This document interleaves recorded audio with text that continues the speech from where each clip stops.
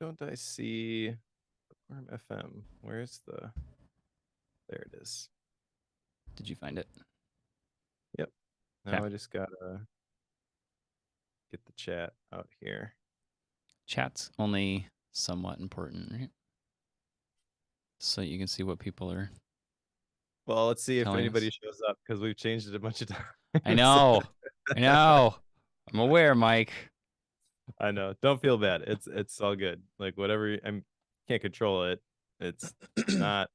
Yeah, it'll be fine. But It's there one were of a few people those. RSVP'd, and I'm not sure if they're Yeah. third time around if they're able to make it. Yeah. Yeah. It's one of these, like, I know. Like, I don't get sick very often.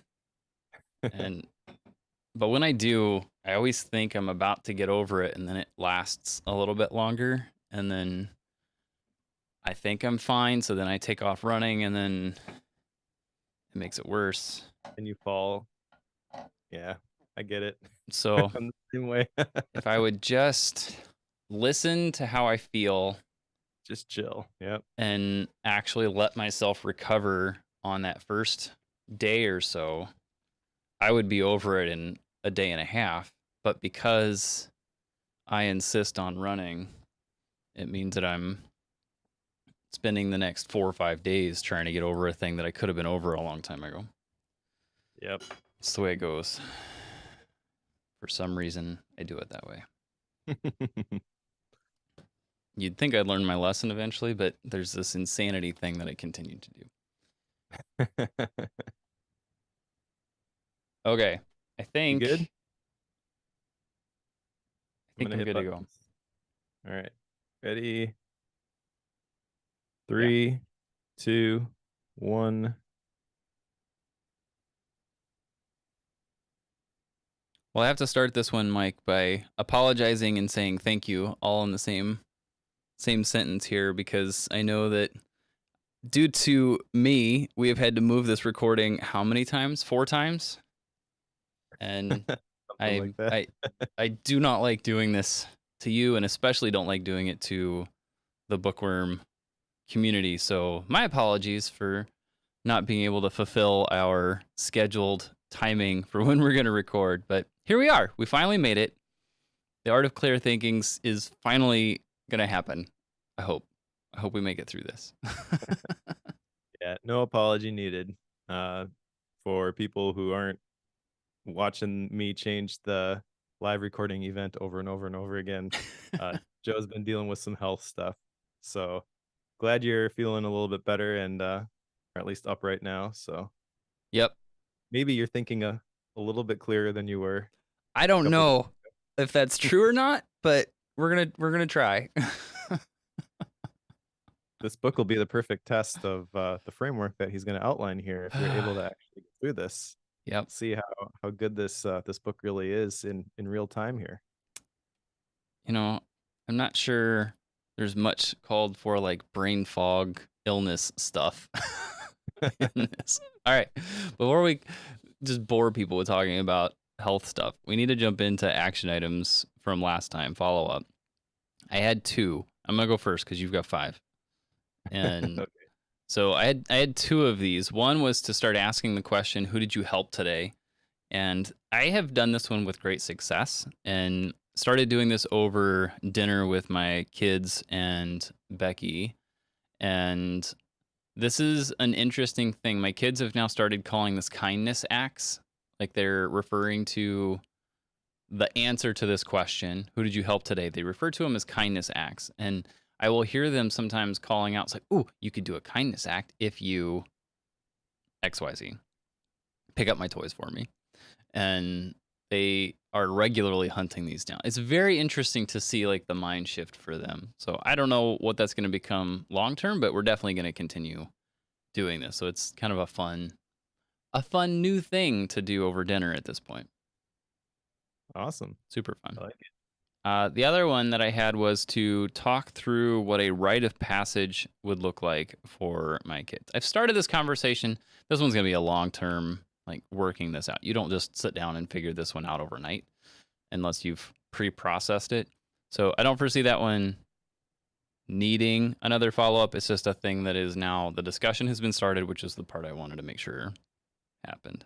So I had success this time, Mike, despite Nice. being under the weather. Well done. So, I had mixed success okay, did with you get the two my done? 5. Yeah, so list 10 things for I know I'm being successful when. I finally completed this one. And that, of course, is a note in Obsidian. The second one was teach my family to call each other out when in the gap. I still am struggling with this one. W- We haven't had like a formal meeting about this. However, today I was able to notice because of this action item to help other people notice this that I was in the gap. Isn't that how that works? It's like, I want to Yep. help people notice this, and all I do is see it in myself. Yep. Yep. So I don't know when we're gonna have the big, family meeting or whatever when I originally thought of this. I think I'm gonna move on from this one and continue to take small steps in this direction.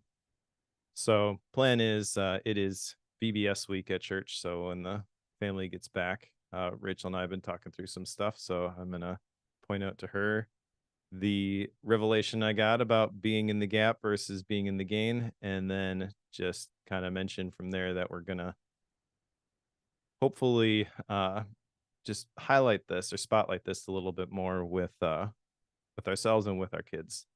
But I don't think it's going to be a big formal thing. So I don't know what to do with this one. Like, I'll guess I'll mark it down, but it's not really done. Sure. Started. Um, the other ones ask what I might be wrong about. I feel like I've been asking this nonstop for the last several weeks. Fair enough. I yeah, people are probably sick of me talking about this, but it just is relevant. Like the season I'm in, going full time independent, like there's a lot of stuff that I did not know. And so I'm trying to build all these systems and do all these things, and I didn't really have a clear picture of what exactly needed to happen when I started. I'm working with a coach right now, Matt Ragland, actually, on some of this stuff. That's been really, really helpful.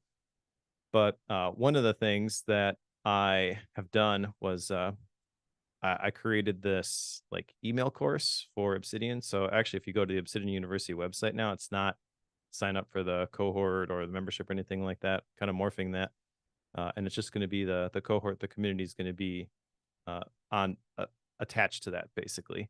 But if you go to the website, all it is a newsletter sign up basically, and then it triggers an email course with a couple of videos that I made, stuff like that. So um, I'll put a link to that in the show notes if people are interested in that. But that is an example of what I haven't known. So take that a little bit further. What am I wrong? Have I been wrong about? I feel like this is kind of challenging me to reconsider some of my core assumptions about how my independent creator business is going to be built. When I first started it, I kind of thought, well, I'll get a couple of like coaching clients. I've done this operations stuff with some other people, and maybe I could find some creative entrepreneurs to work with. And I am working with a couple of them, but I feel like that really isn't, it's not gaining the momentum and the traction that I kind of hoped it would. So at Sure. that point, it's like, okay, well, pivot, figure something else out. It's wrong about that. Yeah. Right. And to be clear, like I still think I can add value there, but it just seems like there isn't a whole lot of interest for that kind of thing. So that's fine. Got to figure out what people want. Um, so I feel like this is in progress, but and I've gotten some revelation from it, but I've got a lot more to go with this. And this goes deeper than just the business stuff, obviously, even some of like the personal beliefs and things like that. What's that saying? Strong convictions, lightly held. Hmm. That's kind of what I want this thinking time question to foster, and feel like I'm making progress in that direction. Figure out when I'm most productive and protect that time. I know when this is. This is kind of mid morning, probably from like 9 until 11. And I've identified it. I haven't really protected it real well. Um, and that's basically because of life. The other one I have here is the Weekend Wednesday, which I 100% am behind this idea. This is based on the CGP Grey video, and or CGP. I always mix that up. Gray I get it computer generated, backwards almost right? every single time. Where you take a break in the middle of the week, and basically the Wednesday would become my Saturday. However, we're recording this on a Wednesday, and when we're done with this, I got another recording on a Wednesday. So like it just hasn't worked out yet, but I'm gonna keep pushing for this direction.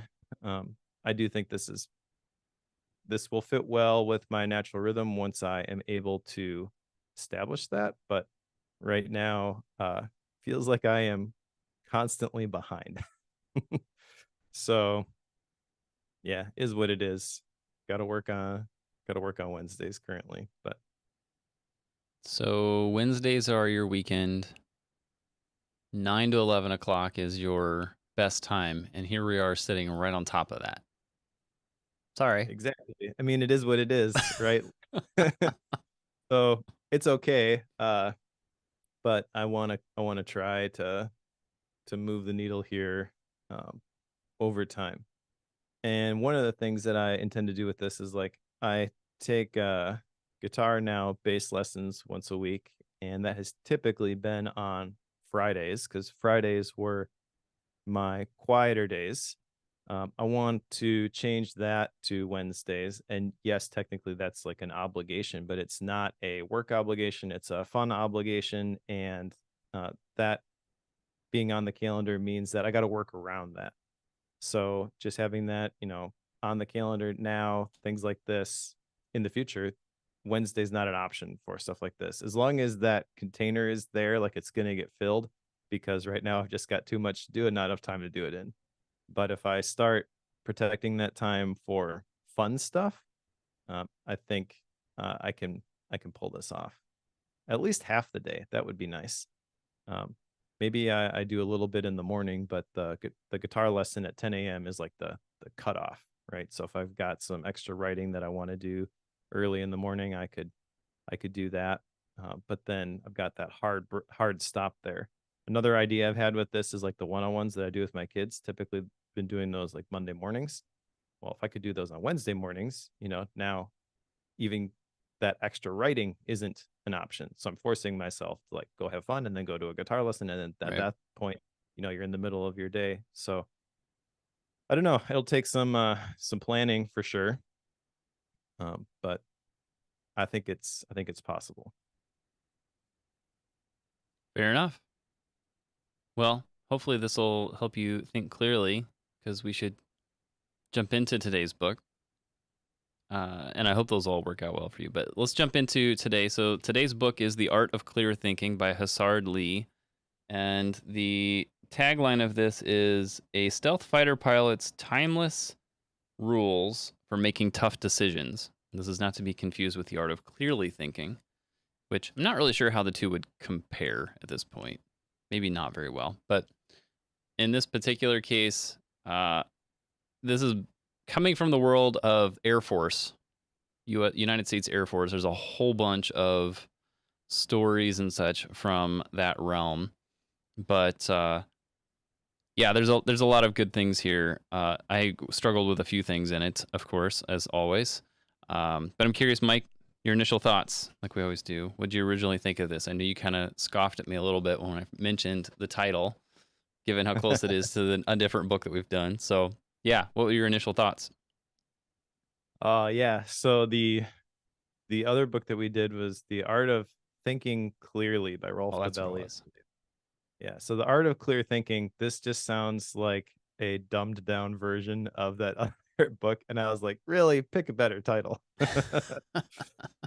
I was skeptical about this one at first because the title sounded very similar to the other one that we had read, which I don't know. I mean, it's not a huge deal, but I feel like if you write a book in this space, you've heard of The Art of Thinking Clearly, and it just shows a lack of imagination, right? And then you've got this is basically a uh how do I put this? It almost appeared like a discipline style book a la Jocko Willink, right? So I had very clear like extreme ownership vibes to me at the beginning, just with the Air Force the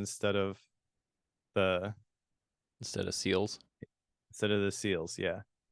Um, and the beginning story, he's talking about all of the G's that he was under and the crazy maneuvers and stuff like that. Like it followed the right at the beginning, anyways. It felt like it was following the extreme ownership playbook. I think that was unfair at the beginning, just to be upfront here. Like my initial thought was, okay, so you're just cashing in on what Jocko did, but I think this is actually a good book. There's a lot of good stuff in here, and the further I went with it, the more that initial impression that I had was dismantled. Yeah, I think that's fair. I think as we dive into this, there's a lot of story to this. And I know I've already got a handful of these stories mixed up in my head, so apologies before we ever get started here. But um, in the introduction to this, he does, like you were saying, he talks about his experience in the F-16. And again, this is going to pull heavily from all the Air Force world. And just as background, some of my interest in choosing this book is the fact that I tried to get into the Air Force way back in the day, but have some health things. Like I've got scoliosis in my spine, so I've got a curve in my spine, so I'm not actually eligible for anything military. All the physicals rule me out because of that. So that was actually the reason that I didn't get into the Air Force originally. And so I have a very strong interest in anything flying as a result of going way back and having wanted to get into it. So that said, like these stories, of course, resonate with me. He's talking about the F-16 and then the F-35. So like these are all planes that, like, I could tell you a lot about them just because I have a strong interest in them.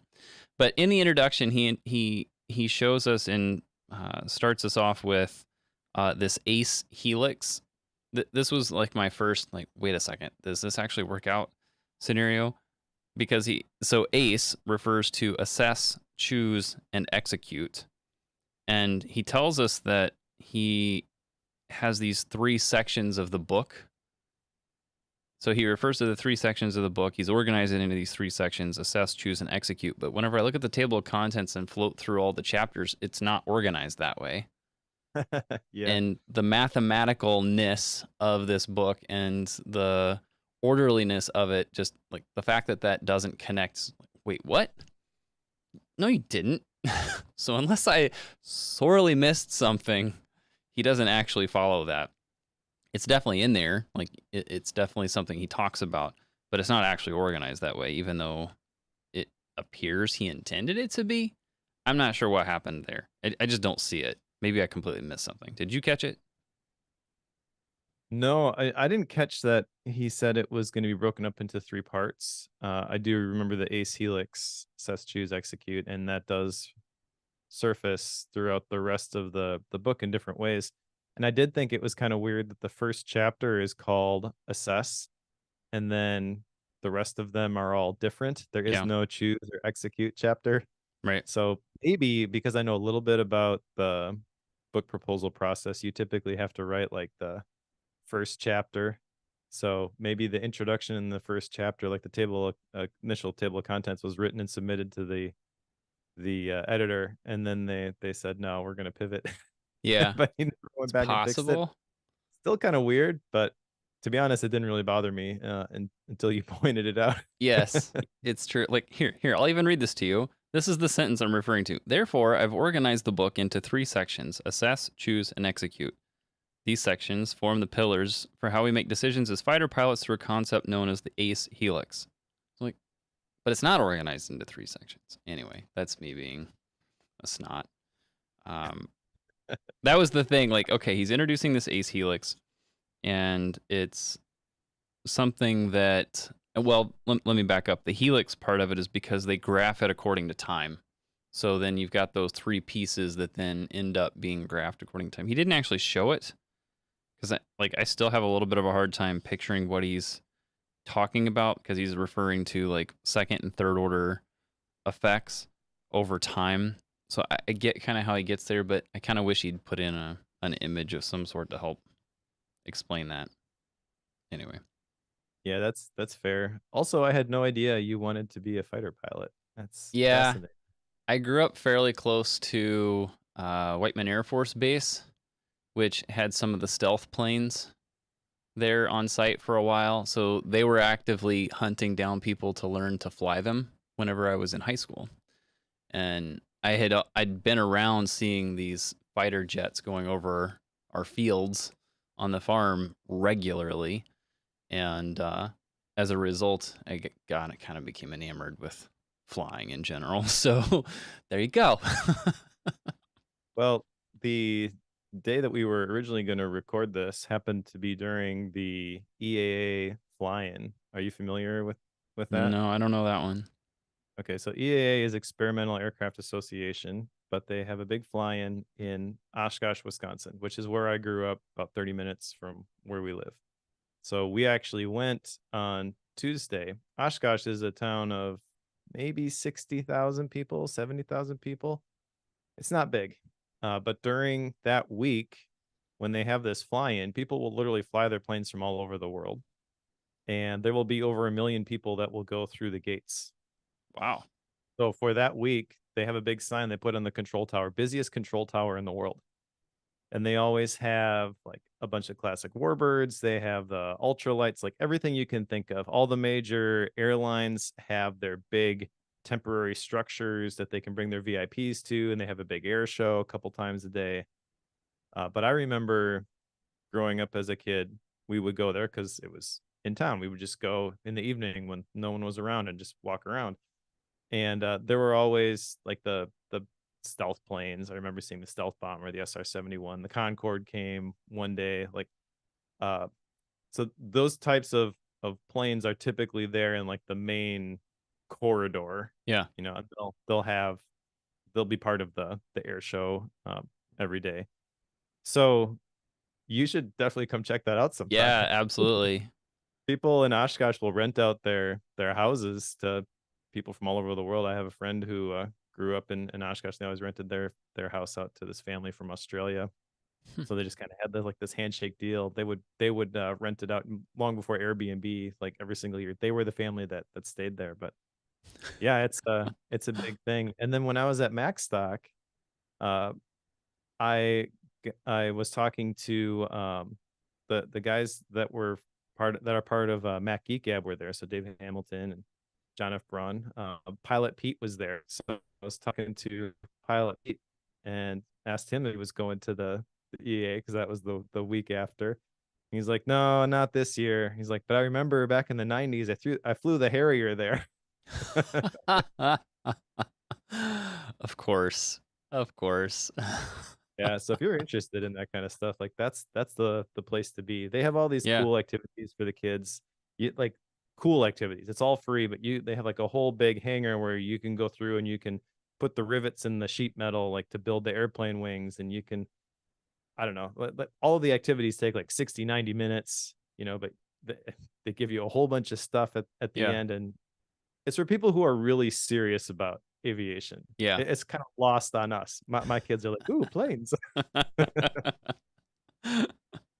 No, we took two of our kids to the Eau Claire air show a handful of years ago.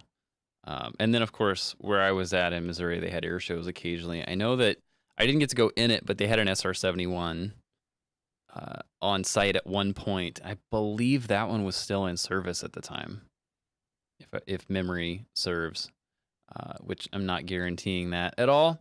But because, being a kid, trying to remember what they told me about the plane at the time, it's probably not reliable at this point. But yeah, anyway, super fascinated by all these things. I don't know specifically. I have nobody in. Well, I shouldn't say that. My namesake, I have a great great uncle who served in World War II, and he was the rear gunner on one of the planes. It was a Dauntless B. Douglas plane that he was the rear gunner on, and that's the family member that I was named after. So maybe that's where that comes from, but I didn't really learn that until I was in late high school. So anyway, One last EAA tidbit. I remember to this book, the author talks about his experience flying the F-16 and then the upgraded electronics and all that of is it the F-35? yeah, the F-35, which is a ridiculous machine. So I remember being at the EA flying when the F-35 was kind of pre-production. It was like Yeah, the first time it had ever been unveiled, and they were talking about all the fancy features of it. And I don't remember any of the specifics, but he yeah, talks about the transition, and it was kind of cool because I remember that period. I remember being at the EA and them talking about that, so I had a little bit of a frame of reference for that. sure. I just know that the helmet for the pilots in the F-35 is worth more than my house. Like, I remember that. That much I know. That much I know. All right, let's dive into the book because I feel like we could talk about this for a while. Not, I didn't realize that, but chapter 1 is called Assess. This is where I thought we were going to begin the first of 3 parts, and then we didn't get there. But Assess. He has a story at the beginning, and he has a pretty good way of starting the book off with this, which is just basically there's a plane that disappeared over the ocean, and it landed in the ocean, like it crashed into the ocean, and they never were able to recover the plane. And if you know anything about aviation, there's the black boxes that they want to recover, and then that helps them determine what happened. And it's a big deal in the world of aviation to figure out what happened, so that way they can, people who fly, they can learn from their mistakes, and then the industry can continue to get safer and more advanced. And they couldn't recover this. So they had all sorts of suspicions, I guess, about what exactly happened. And then eventually they did recover it, and it was completely different. It was all basically inexperience. They could have stopped it, but didn't. Could have stopped the crash, but didn't. The moral of the story being, be able to take a step back and evaluate the situation using experience and all of the information, because in the case of this flight crashing, there were 3 different pilots, none of which had all of the information, and one was inexperienced enough to actually cause the problem. So step back, evaluate the situation. This was interesting because I think this was the only civilian story that he told. Oh, that's true. I hadn't connected that. And it's the first chapter of the book, which is a stealth fighter pilot's timeless rules for making Yep. tough decisions. Like, it was a really good story, and it's told really well. I had not heard that story before, but specifically when they were sharing the details of the black box, it's all like human error, Yeah. like you were saying. And it's also kind of stands in contrast. It's interesting because one of the things that I jotted down from the introduction was this fact that he shared, that the U.S. hasn't lost a fighter pilot in air-to-air fighting since April 15th, 1953. So that's a long time without these mistakes. How long is that? Is that 70 years at this point? What was the year? 1953? 53. Yeah, so it'd be 70. Yeah, 70 years. That's impressive, right? And then there's this civilian flight, which I know that the civilian flights have a pretty long track record of no crashes now too, at least for a lot of the major airlines. It feels like you used to hear about that stuff more frequently, and so that's evidence of these like checklists and these frameworks actually helping with this sort of stuff. The thing that stood out to me from this first chapter was the fact that old bad pilots don't exist because mistakes are fatal. For whatever reason, that really hit home, and it got me thinking, yeah, I mean that's true. You have to be excellent in what you do.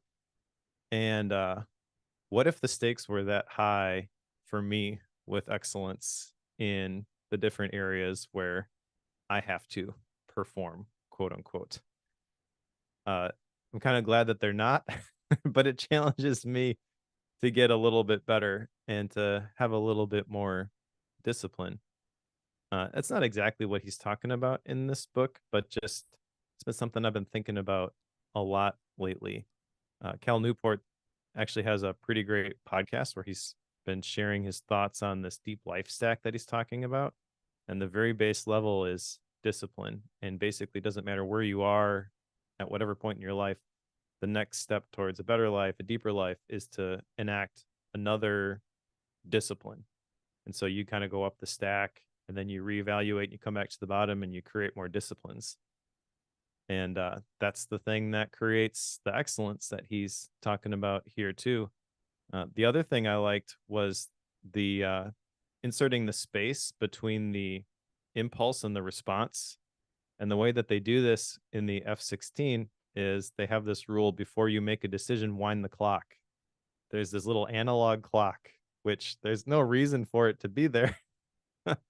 But it's kind of muscle memory at this point that when they feel like they have to make a decision, they insert that time by winding the clock. Just the fact that they have to reach out and turn the dial, basically, that creates a little bit of space. It doesn't actually do anything, but it's helps them to make better decisions.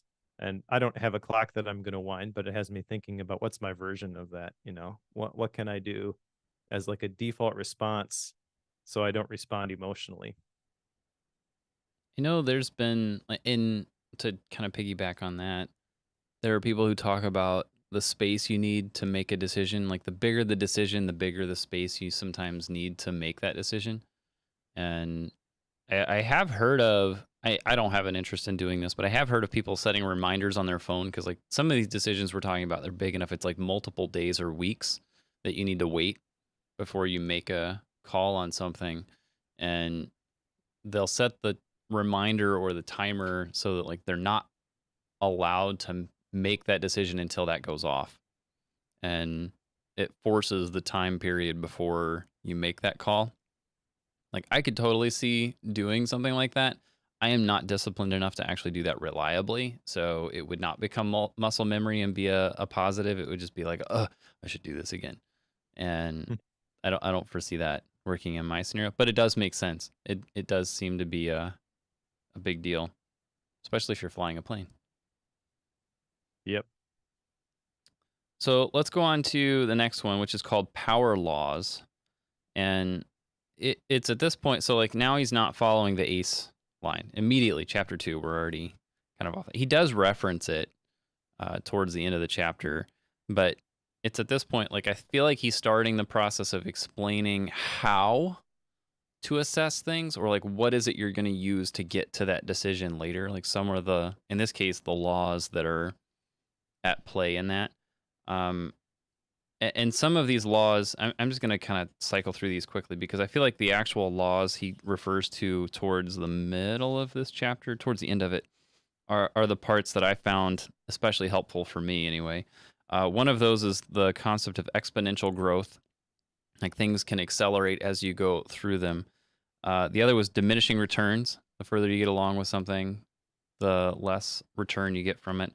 The concept of a long tail, people talk about that. Like you have the peak of the most common thing, and as you get to more and more niche, the less there are people in that. So getting to the long tail side of it. And then he refers to things like tipping points.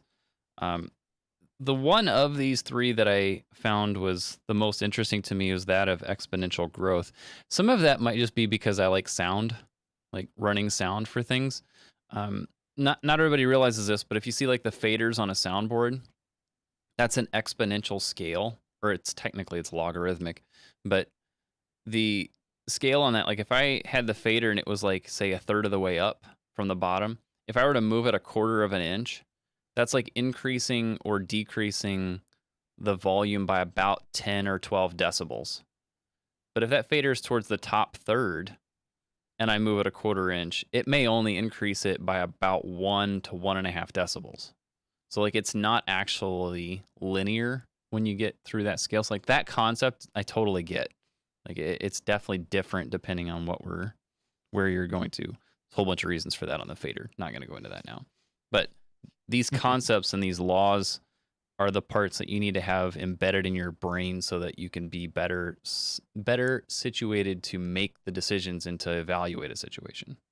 Hopefully that makes sense. Yeah, and you couple that with the fact that our minds are biased towards that linear thinking.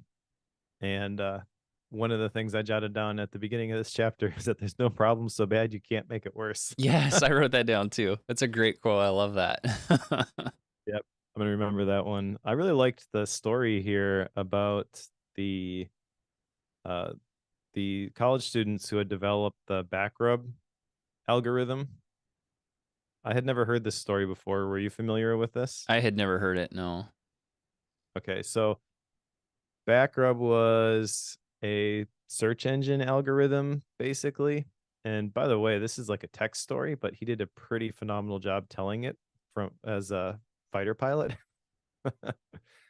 Like I felt like he kind of nailed it. He was talking about the history of excite.com and Yahoo back in the day and how like the search engine pages were like the destination pages and they had everything on there. And then obviously Google kind of famously changed all that with just the search bar and the two buttons.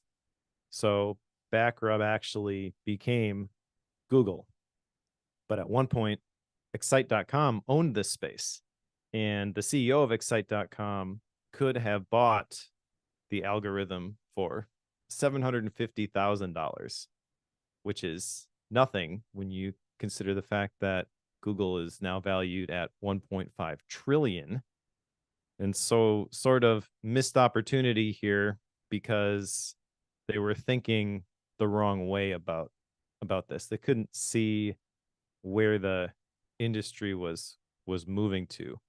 It kind of reminded me the way this story was told of the Innovators Dilemma, Clayton Christensen, Yeah. company after company after company that this was their business model. And so this new thing was a threat to it. So they kind of dismissed it.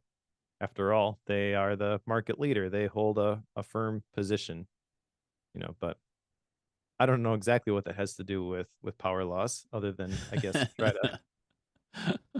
to recognize that it doesn't take too long for your position to change for good or for bad with these power laws. They can be used by you and they can be used against you.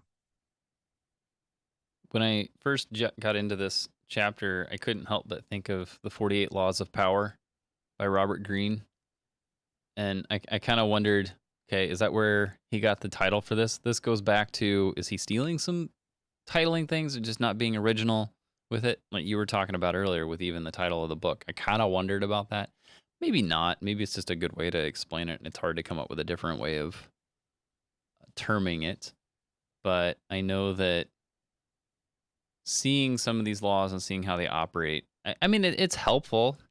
I mean, it tells you where you can and can't operate. I know, who is it? Elon Musk has talked about how to innovate in the world of Tesla and how he uses like the laws of physics as the boundaries. Like that's the only thing he can't cross. But anything leading up to that point is open game, like to challenge the status quo. So it kind of falls into that category. Like just because it's not been done doesn't necessarily mean it's out of play. We'll probably get into that one a little bit later. So let's move Sure. on to learned lessons. So we've learned to assess. We know the laws of power that we have to abide by. The next one is to learn lessons. And this is where he kind of gets into some of the F-35 pieces because it was such a different platform than the F-16 that he was used to.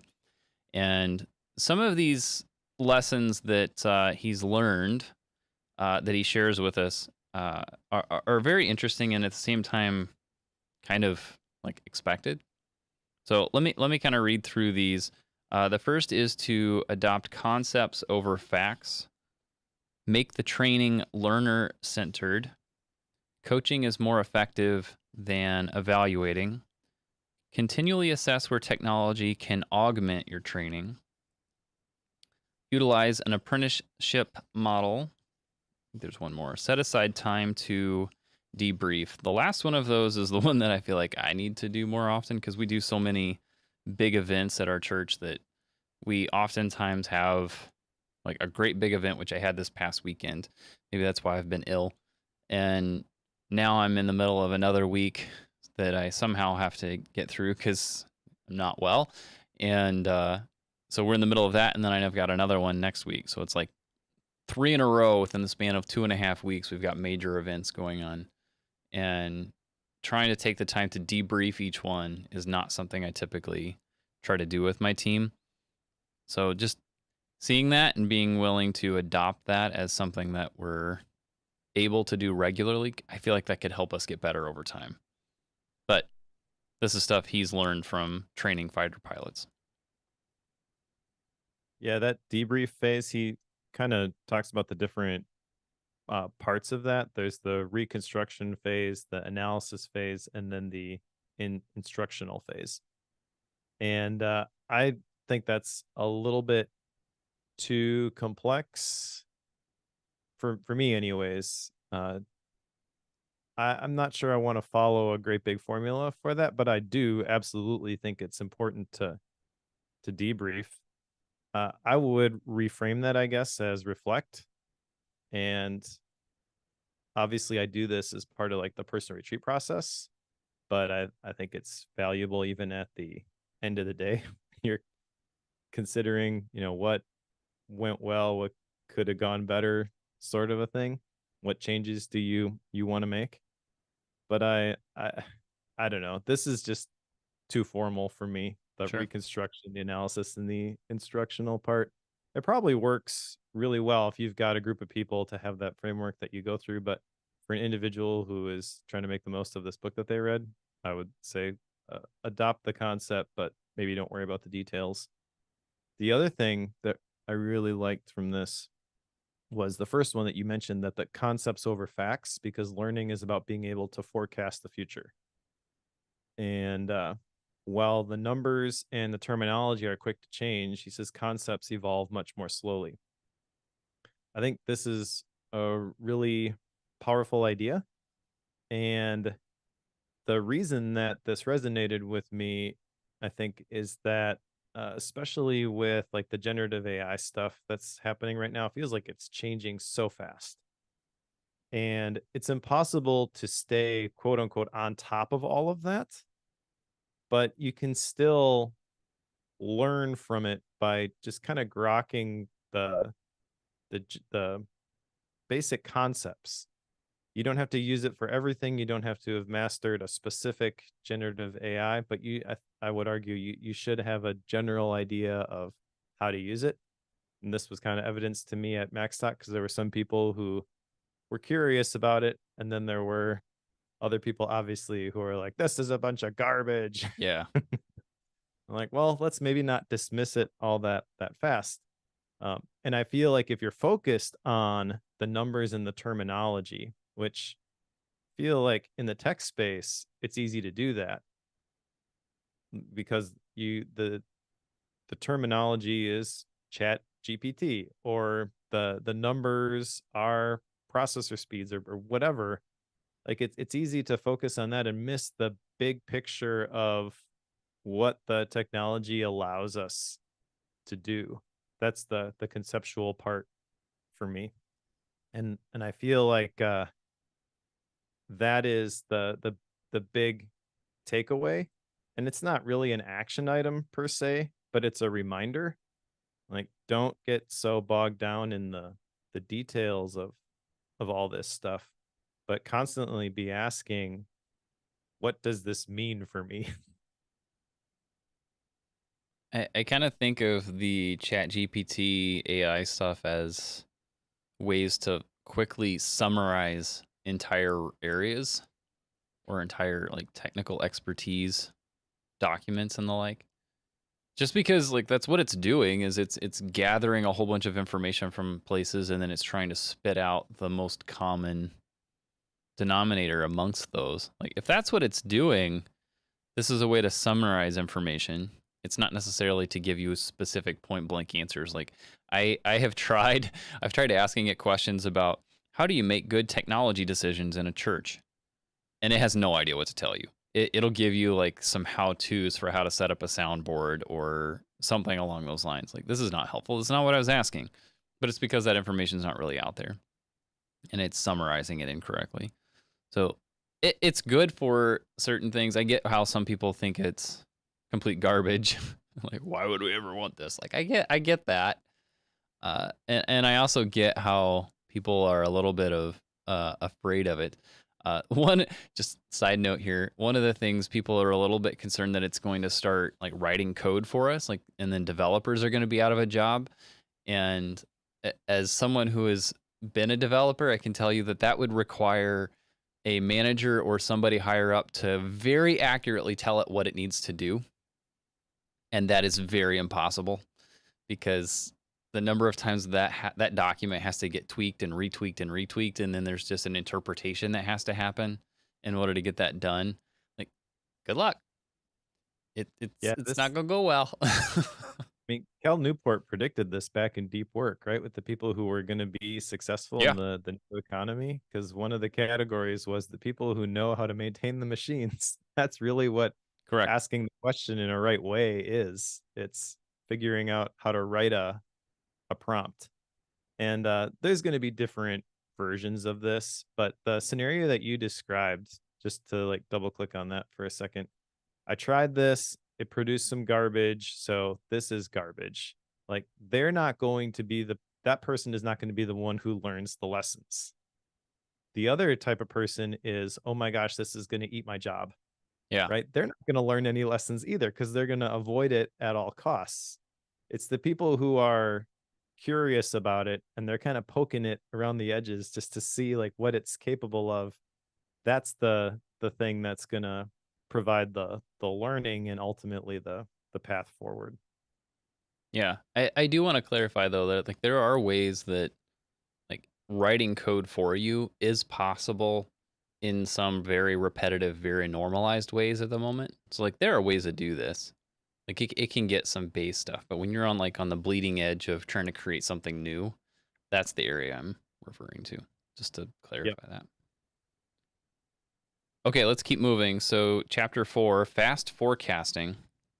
This is an interesting concept to me because I don't feel like I've ever heard it called this. I've always just thought of this as thinking fast, but that's essentially what we're talking about. But he refers to this um, in a way that says to kind of ignore precision when you're trying to come up with a decision or a forecast very quickly and try to focus more on models and general concepts.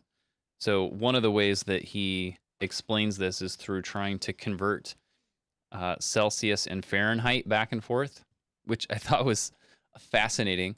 And I realized like I do this a lot, especially in math stuff. But there's the formula, the equation for converting Celsius into Fahrenheit, which is 5/9 of the degrees in Fahrenheit minus 32. So take the degree in Fahrenheit, subtract 32, multiply it by 9, divide it by 5. That's the process, right? However, you can go through that process and be very precise with it, or there's some tricks on this that you can use to get roughly correct and get close enough, right? And he says he's got these 5 like little hook areas that like negative 40 degrees Fahrenheit is negative 40 degrees Celsius. 41 Fahrenheit is 4 degrees Celsius. And he's got these things, and those are the triggers. So then if you see something that's 45 degrees Fahrenheit, he has a reference point to know it's like roughly 6 or 7 degrees Celsius. It doesn't have to be exact, but it does get you close enough. And in that case, it's close enough that you can make an accurate decision. Because all you're trying to do in this case is get to the point where you can make that decision very quickly. You're not trying to make it the most clear decision. You just have to know how to act and what comes next. That concept, I don't think I've ever had it explained to me like that. So I really appreciated this particular chapter because this is, I feel like something I do a lot without realizing it. I tend to process lots of information and take that and boil it down to something very small. And I tend to do that very quickly. I really can't tell you how that happens. Maybe it's just race car brain going off, but I know that it's something I do a lot of. Maybe that's the world of IT. Not sure what it is, but I can usually process a lot of things very quickly. And then I don't have to be exactly correct, but I know that I can get somewhere close. So maybe that's why I like this chapter, because it's like something I kind of already do and it makes me feel better about myself. That's just what I think. Anyway, I really liked it. Yeah, this is the most compelling argument for mental models I've ever heard. Exactly. He even uses that term in here. Yeah, yeah. Shane Parrish, you should work with Hasard and have him write the new introduction. Yes. Yeah, I agree 100% with this. A couple interesting facts from this that I liked. A modern supercomputer takes 40 minutes to replicate 1 second of brain activity. Now, I don't know when this was written, and I don't know exactly how powerful that supercomputer is, but it kind of doesn't matter. That is a large gap to overcome. And will we ever get to the point where the computers can actually do that? I don't know. Maybe. It kind of feels like we're in that area of diminishing returns, and there's still occasional breakthroughs, like Apple Silicon is a lot faster than the Intel chipset it replaced, but it's not 2,400 times faster. Not percent, times. Yes. That's insane.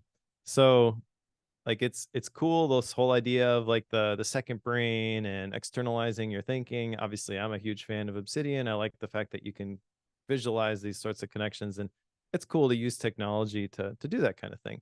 But ultimately, this is shining a light on the fact that nothing compares to the power of the organic gray matter between your ears. And that's a compelling argument to trust it. Instead of going back and running all the numbers and doing all the collection of all the facts, because that's my default. I mean, this chapter was something that is a great reminder for me. Like, don't get bogged down in trying to figure everything out. Whatever your gut is telling you is probably right, because I've been collecting these mental models, and this is kind of an important topic to me. And I haven't explicitly gone into it with the ability, with the intention of I'm going to be able to fast forecast, but I'm recognizing that this is the value of reading all of the books that we read. And the result of all the disciplines is that in the moment when you need all of that and you really can't logically connect all the dots, you just got to trust your instincts that you've got better stuff to draw from, and your brain is actually pretty good at picking the right thing to do there. The other thing is that computers fail miserably at predicting when a pattern will change. So you can have a computer or a transformer model, right? Yeah. Look at the things that are already out there and synthesize or summarize those things, but it has no idea what's coming next. It's not able to predict that kind of stuff. And I don't know if it'll ever get to that point. Kind of doesn't matter to me, to be honest. And then last thing, no decision is a decision, and often the worst one. I fall into this all the time. Whenever I'm gonna buy something, we've got doing some work in our house, and got a putting in a bathroom in the basement. 5 kids, one tiny little bathroom means that bedtime routine is kind of crazy. So we finally are putting in a bathroom in our basement, and I had to pick out like a shower curtain. I go to Home Depot, and I know exactly what the tile looks like. I know exactly what the floor looks like, the wall, everything. Rachel's picked out all that stuff. All I got to do is get a brushed nickel shower curtain. I'm like, I don't know which one to get. Like, I literally was looking online, and I've got all these different options, looking at Amazon, looking at the Home Depot website, Lowe's, Menards, like all the different places for hours. And then I'm like, just go to the store and see whatever they have in stock. Unfortunately, they had one. Yep. So I It's the got it, best. That and it is the worked. best. Yeah, it looks fine, and forcing functions. That's hilarious. I love that. I don't know. This is like here's an example from this past Sunday. We had an outdoor service. I had a great big like LED screen that was there. And we were playing videos for some testimonies that were repeatedly playing. And at one point, the video cut out. We could still hear the audio coming through the PA, but the video cut out. And I was on my way back to the production room at the time when I saw it happen. So I was like 2 seconds away from the room.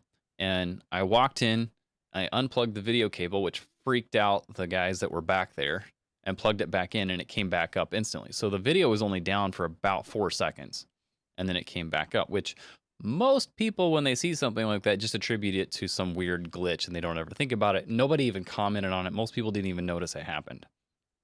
I noticed it right away. But the kicker here is like in less than 2 seconds from seeing that, I had it fixed. But the trick was that I knew from stuff we had done previously that the output coming to the screen was fine because we had just put cameras up on it. So the video versus the cameras were two separate systems. So I knew that the cameras were fine, which told me it had to be on the computer that was producing the videos, but they weren't coming into the production system, which told me it had to be on the computer itself.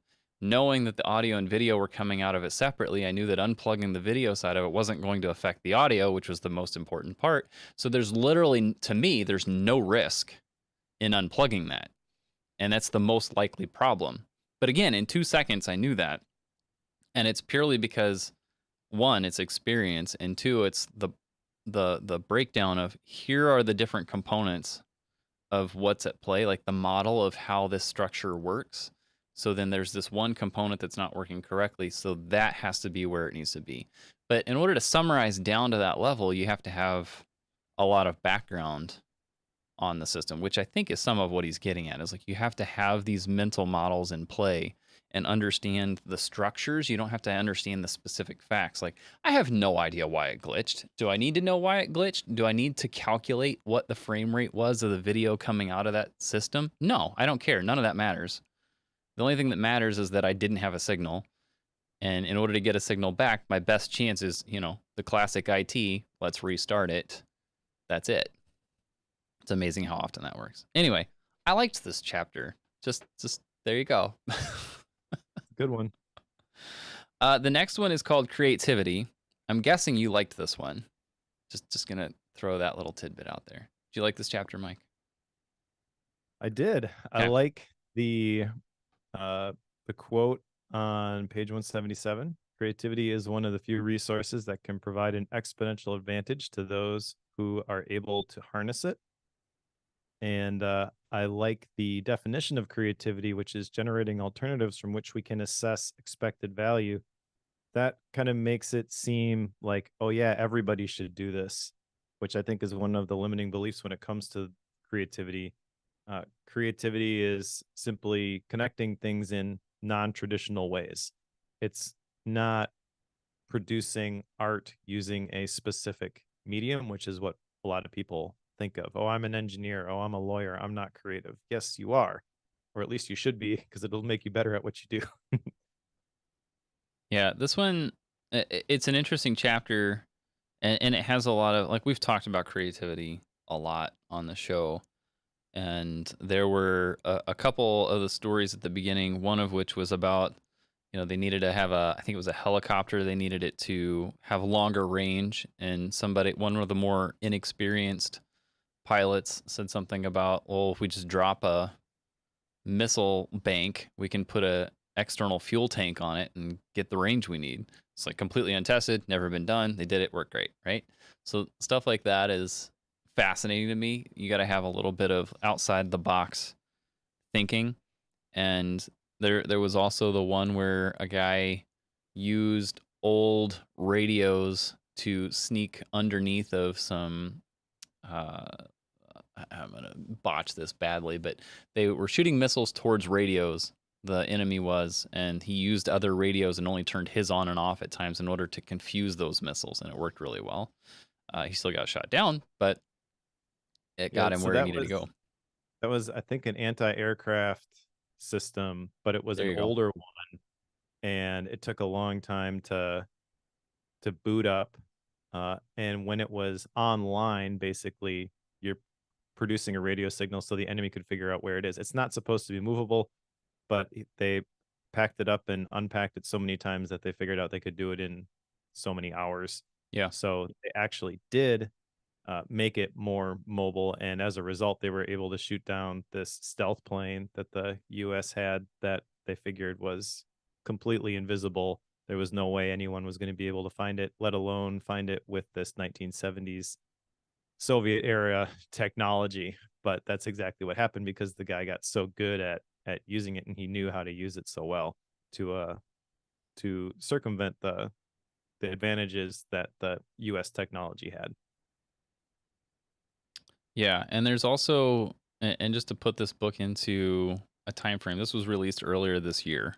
So this is a 2023 book. And because he talks about the Russian invasion into Ukraine and how some of the Ukrainian teenagers were using drones and turned them into cocktail bombers. Like, huh? How did you come up with that? But that's just the process he's talking about. It's like being willing to think outside the box and just make stuff happen. Like when you have an end game you're trying to accomplish, like that's when the creativity can happen. My dad and I joke all the time, him still being on the farm and the lead farmer there, that farmers are like the best at inventing things just out of like invention due to necessity, like needing to get a job done. But in order to get the tool to do it, I got to drive an hour and a half to get back to the shop and then come back to the field. No, I'm going to make up some way to get the job done. So it's just when you got something you have to get done and you don't have the resources to do it the proper way, you get real creative. So yes, really Figure it like out. this one. Yeah, obviously this has got a military bias towards it. The whole idea in this chapter is the effects-based operations, which is creative decision making that views the enemy as a system. So I want to kind of take that concept and maybe make it more applicable. So this is with a specific enemy that you are at war against. But obviously, the parallel here that is easy to draw is what Stephen Pressfield talks about as the resistance in the war of art.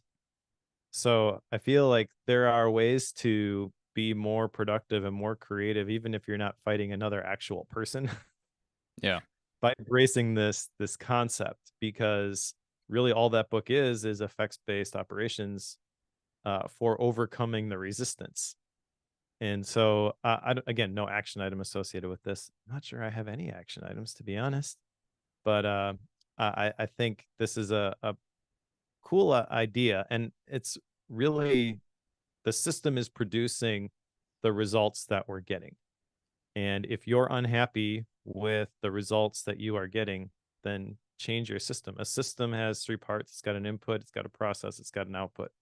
Right. I know that we've read systems books that make it a little bit more complicated, but that's essentially it. So, what is coming in? What process is it following? That produces the output. It's easy to look at the output and be like, well, I should have done something else. I should have made something else. But that was the logical conclusion of the process and the inputs. Like, you can't blame the end result. If you want a different end result, you either have to change the inputs or tweak the processes. So this effects-based operations, to me, this is kind of tweaking the processes. What does tweaking the processes look like? Basically, all of the tactics that we have ever read in Yeah. any of the books, all of the quote unquote life hacks, right? The tips and the tricks. Go ahead and try those and see if they produce some sort of benefit to your creativity and productivity workflows. But recognize that whatever system, soup to nuts, that said book is professing that we happen to read, I'm not gonna, well, I shouldn't say that so definitively, I guess, but 99% certainty, I'm not going to take that whole system and then just follow that, but I'm going to find pieces of it like, oh, hey, that's something that can help me overcome this specific thing that I am struggling with, a lack of motivation, whatever. So maybe the best example of this, by the way, if people really wanted to go nuts with this concept, would be all of the tactics that Jake Knapp and John Zaratsky talk about in Make Time. I feel like that's framed beautifully for this because it's like, here's a bunch of advice, try it, see what works, discard what doesn't. Like that's really the goal here. But the effects-based operations title, for whatever reason, kind of helped this solidify in my brain. Yeah, and it seems like in the military world, it's made a huge difference in how they find success. So, yeah, I don't know. Really liked it. Again, one of my favorite chapters. Uh, Another good one is mental toughness. Have you noticed we're not on the ACE Helix really much at all? Just want to point that out. Mental toughness.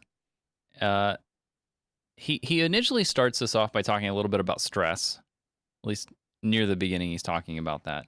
But he has a portion near the end, right near the end of the chapter, where he's talking about 5 different pillars that were formalized into a syllabus that was then used in training students for being fighter pilots.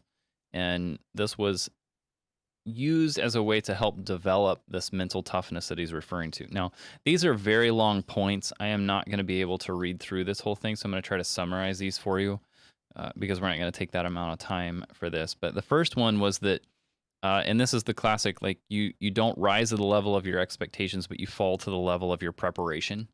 Like this is the type of thing that we've heard before. So the more you prepare, like that's the level that you're going to fall to, not necessarily the expectations you're trying to rise up to. So that's the first one. The second one is that it's a focused based training that they put these pilots through, and that your brains are incredibly powerful, is his point, but that the thinking about what's already happened or worrying about future events you don't have control over, like that's not helpful. So you need to focus only on the information and the stuff that you can control.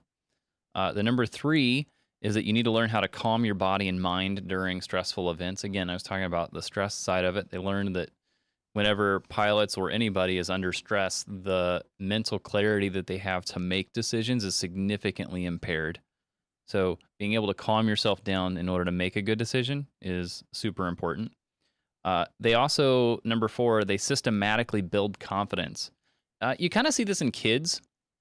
I initially thought of like coaching little kids like in pee-wee sports and such, where you help them have success. And maybe it's something very, very simple, like you kicked the ball. I don't care that it went out of bounds, but you kicked the ball, period. And that's a way of building confidence and helping them get up to the point where now they're kicking the ball into the goal, right? So systematically building that confidence. And then the last one, the 5th, was basically visualization training, what they called chair flying.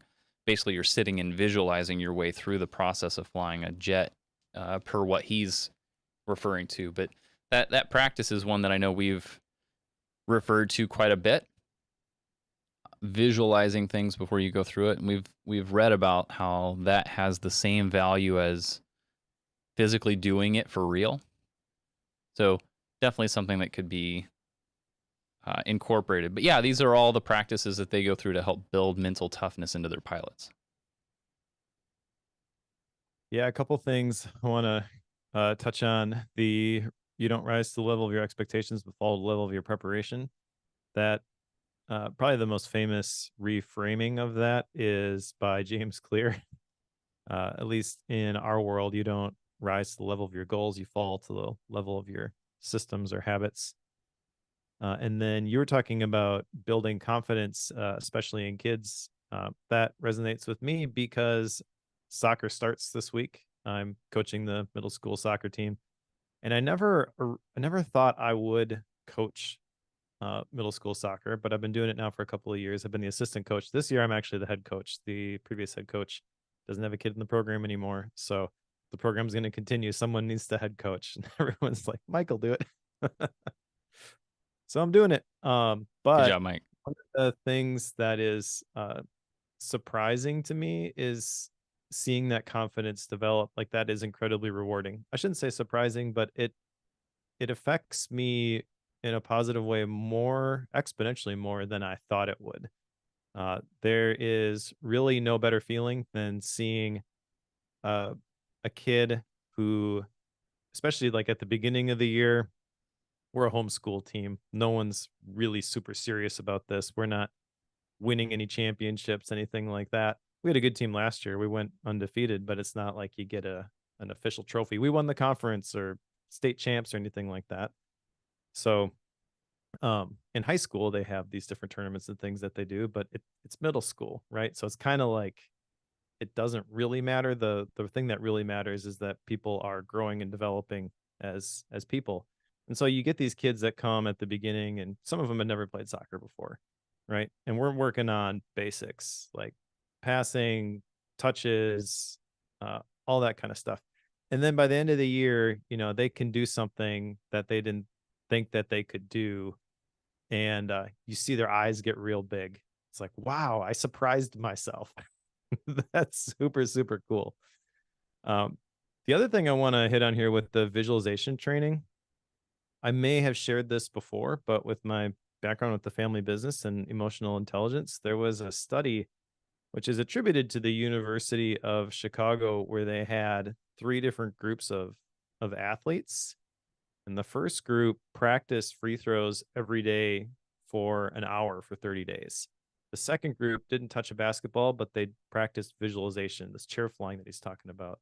They pictured themselves making free throws for I don't know how long, 30 days in a row. And then the third group did nothing.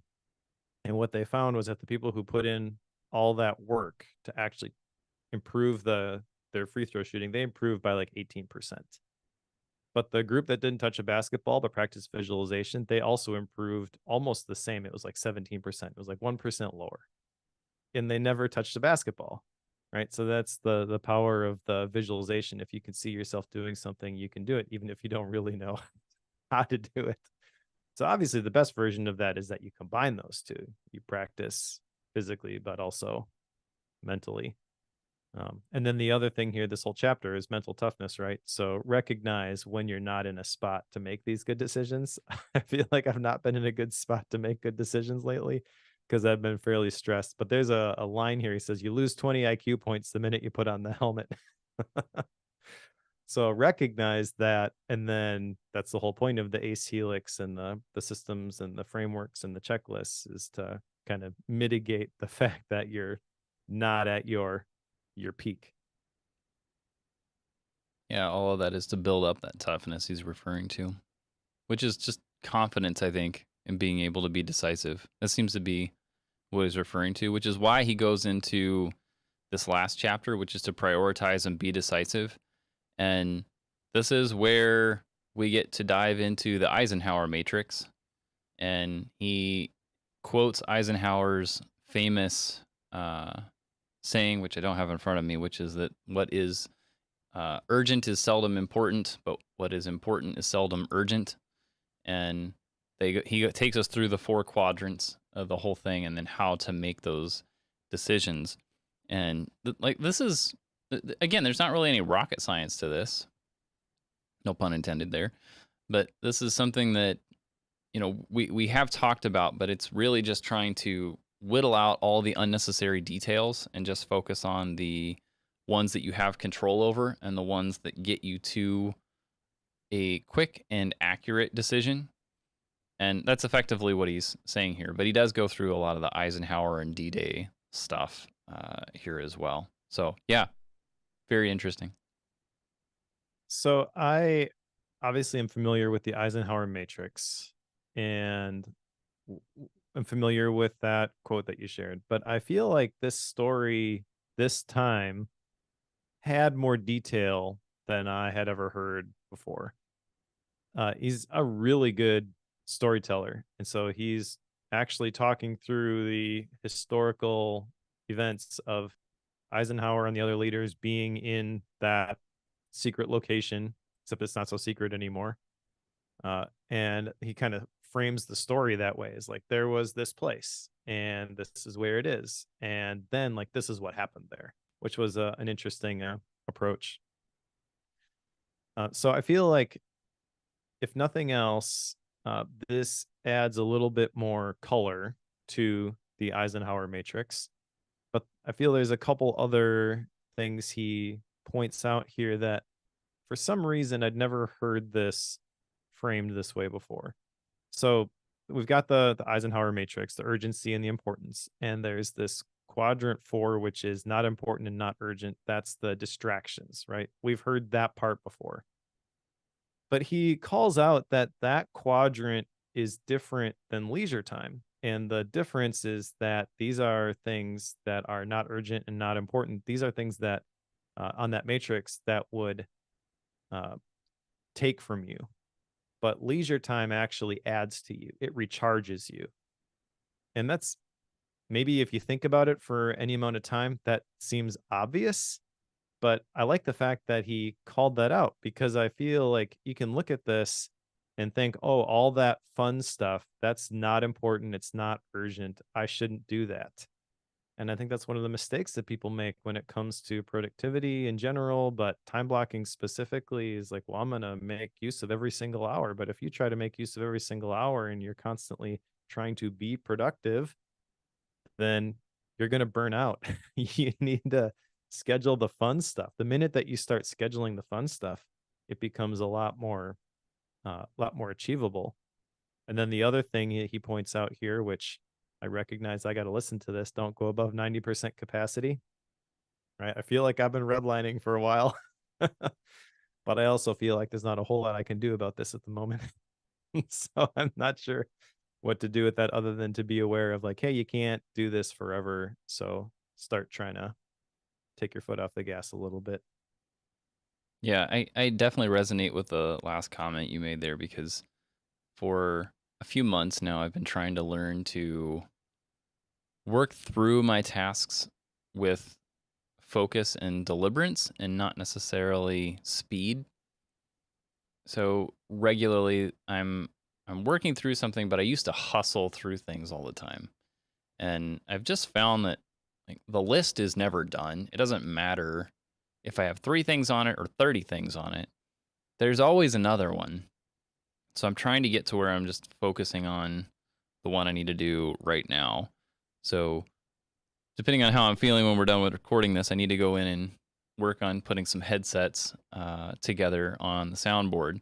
And that's the type of thing I could get done in the matter of minutes, but I'm probably going to take 30 to 45 minutes on it because I want to dial things a lot more carefully. And I know that my end product is significantly better. But I've set aside the time for that too. Like I know that I could just go get that done and go right on to the next thing, but the quality at the end is significantly better. I'm in a spot where I have the luxury to do that. I just need to clarify that. So I don't have to have my foot on the gas right now, thankfully. Now, come Friday, I need to do that. Like foot to the floor. Here we go. But today we're not in that spot. So that brings us to the afterword, which this is only a 2-page thing. The only reason I put this in there, because all he does is summarize the whole thing. I simply found it fascinating that he ends the afterword with good luck. Like, Yeah. that's an interesting way to end this. Just good luck. Okay. I don't really know what I think of that other than just that's interesting. I've not had an author give me all of this advice and show me how to do all these things and then end it with good luck. Usually like there's some motivational thing, some, go save the world or, go change your life or something like that. Not good luck. I just thought it was interesting. I That's kind it. of like that. I think that what that implicitly implies is that it's up to you to make the decisions and create the outcomes. And he can give you this framework and he can tell you all these stories and he can inspire you, but ultimately you got to do it. So this book is not short. It's like just under 250 pages. Uh, and this is the kind of thing that in other books, I feel like this could have gone on for 10, 20 pages. I got to tie a nice bow around all this stuff. And that's just really making it longer. This is a very succinct and it is maybe a little bit jarring when you compare it to the format of some of the other books, but I feel this is definitely the right way to end it. Yeah, I liked it. Any other thoughts before we talk about our long list of action items here? Nope. Okay. So my list of action items is exactly 0, which is a little odd to me given some of the practicality of some of this.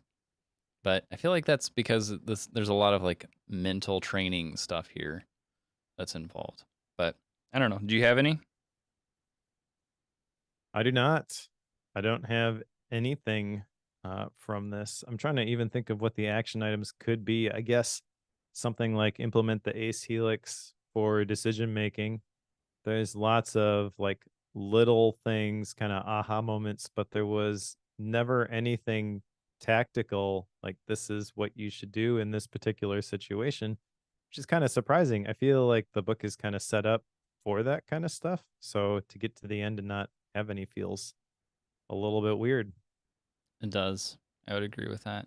The only thing I could potentially see doing is like the debrief piece that we talked about early on, but even that, I don't really want to adopt like the systematic approach that he has with that.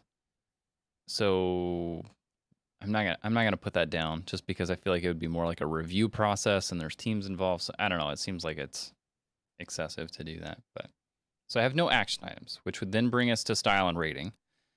From a style stance, I have to say this is fascinating. I love this because it's mostly story.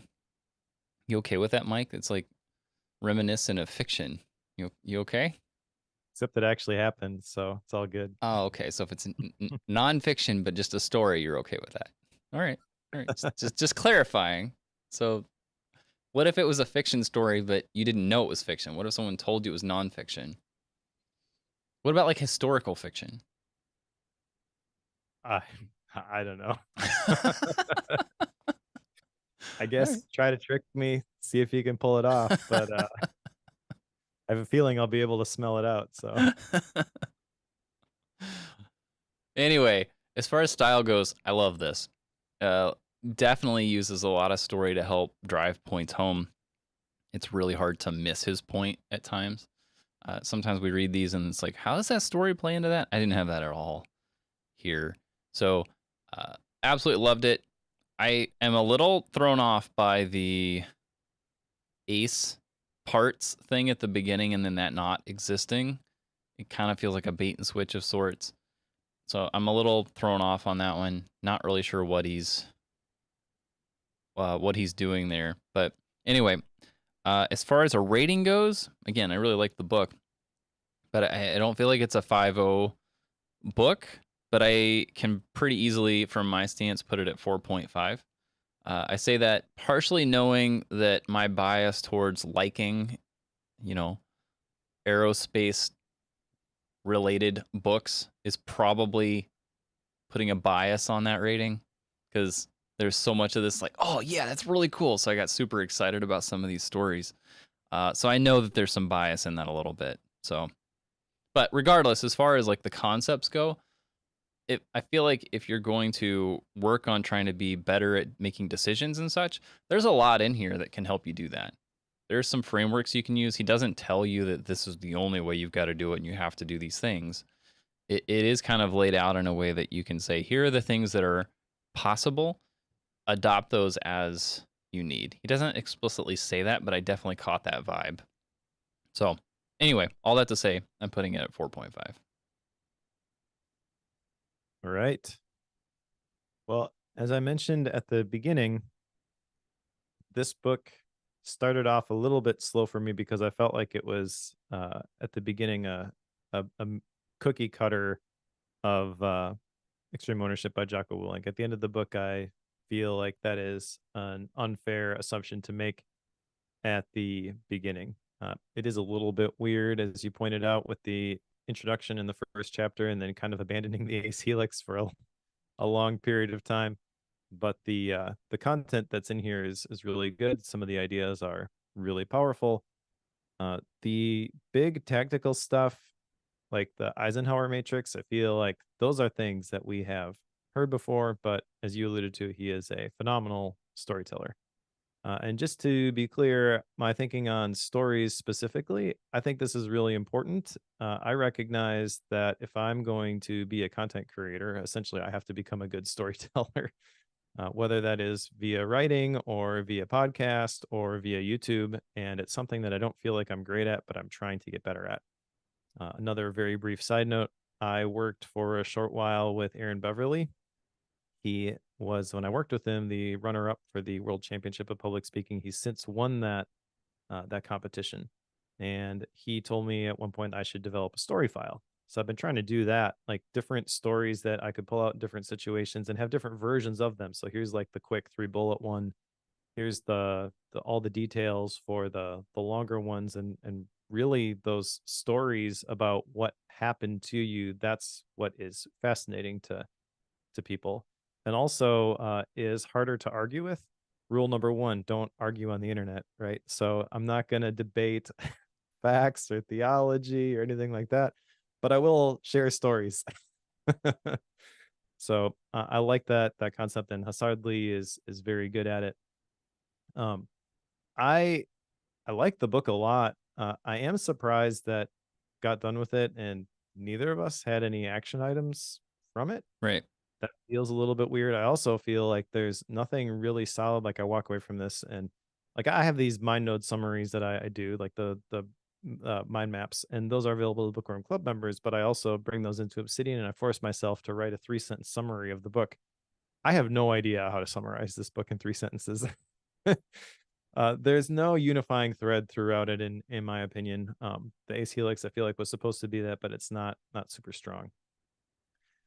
All that to say, like, what exactly is this? The art of clear thinking? I don't know. It's not really a system. It's not really a framework, even though there is one. It's a bunch of really cool stories and some technical stuff that you can use to make better decisions.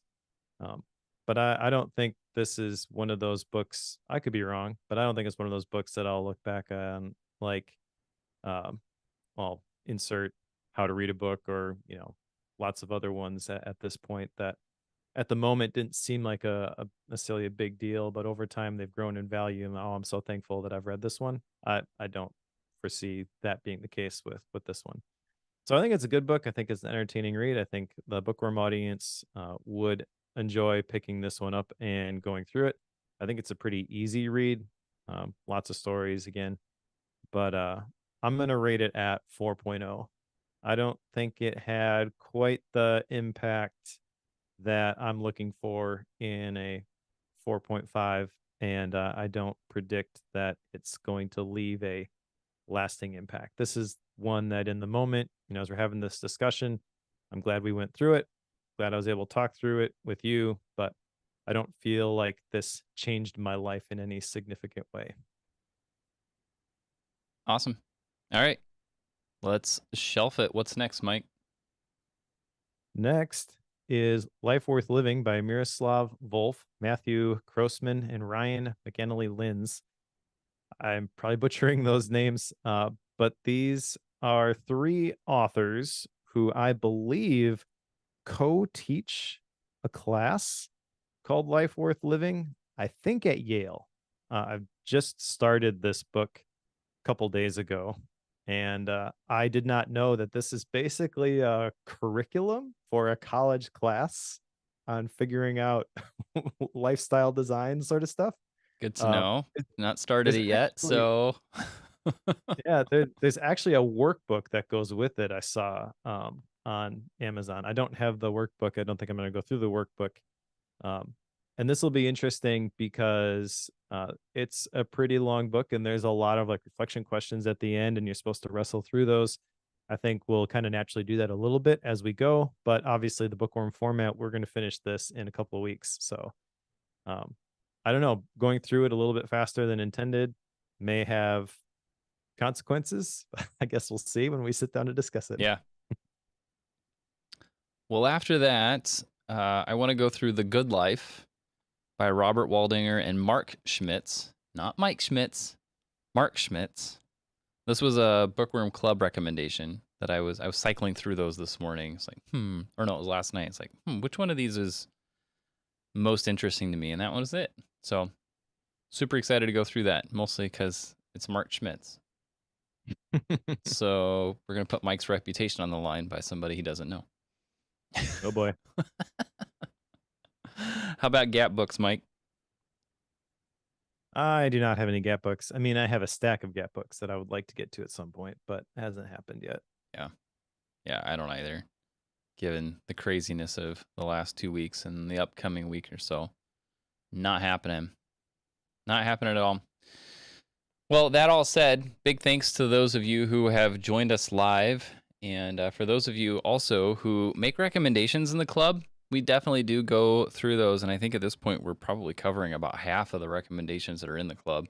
So if you have a book you want us to cover, go to club.bookworm.fm and join that community, which is completely free, and make a recommendation. We definitely go through those and pick from that regularly. But while you're there, the other thing you can do is you can join the Bookworm Pro membership, which is paid, but it gets you access to a number of things. Mike's MindNode files, his mind maps that he builds for the books. You get access to the bootleg version of the podcast, which is released immediately after recording, and has all the pre and post conversations on it. You also get the pro subscription to the podcast as well, which is the ad-free version. So we'd love to have you on that. Helps keep the lights on here at Bookworm. And in order to join that, you can go to bookworm.fm/pro, and that'll get you to the place you need to go. All right. If you are reading along with us, pick up Life Worth Living, and we'll talk to you in a couple of weeks.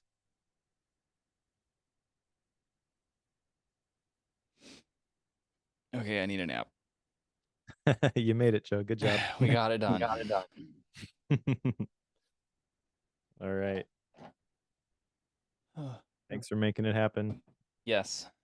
All right. I will. Well, let's get our next recording booked, which needs to be next week, right? If you're good with that, yes. Although, I mean, the danger with doing it too early the week of is if it needs to be moved, then it becomes crunch time. But theoretically, Monday the 14th would work as well. We might need to do that. The reason I'm saying that is we've got a big conference that starts on noon Wednesday, and it goes through Saturday night. Okay. That's going to overtake this building, and there is no way I'm going to get a quiet time to do that. So if you're okay with it, let's shoot for the 14th. Okay. I think that. I mean, Monday. How do you feel about Mondays as a general rule? Mondays are usually fine for me. They're a quieter time at the building, and it usually works fine for me. Okay. Should we just shoot for Mondays? You can do that. Okay. This would be a good time to make that switch too, given the timing. So 2 o'clock on that Monday, or you want to go earlier than that? Or do you want to do that morning? I could do the morning. I've got a meeting, well, the mastermind group at 12:30 every Monday. So I could go earlier, like 10 a.m. would probably be the latest. We could do it earlier than that if you want. I'm fine earlier. Usually we go later for you. Yeah. So I mean, I feel would like my lean on you. I'm wide still open not on Monday mornings typically. Sure. I feel like my voice is still not quite there. I would like to, given the discussion of the golden hours today, Yeah. keep it to 2 for now, if you're okay with that. Yep. It's fine with me. If that's like pushing end of the day, I can rearrange some stuff. But No, I can make that happen. okay, cool.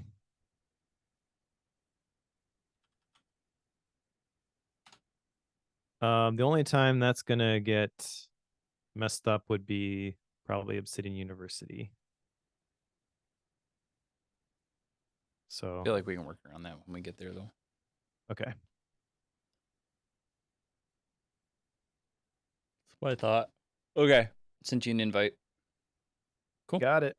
Thanks. Anything you want to tell people before we go? Nope. Cool. See you, peeps. Bye, all.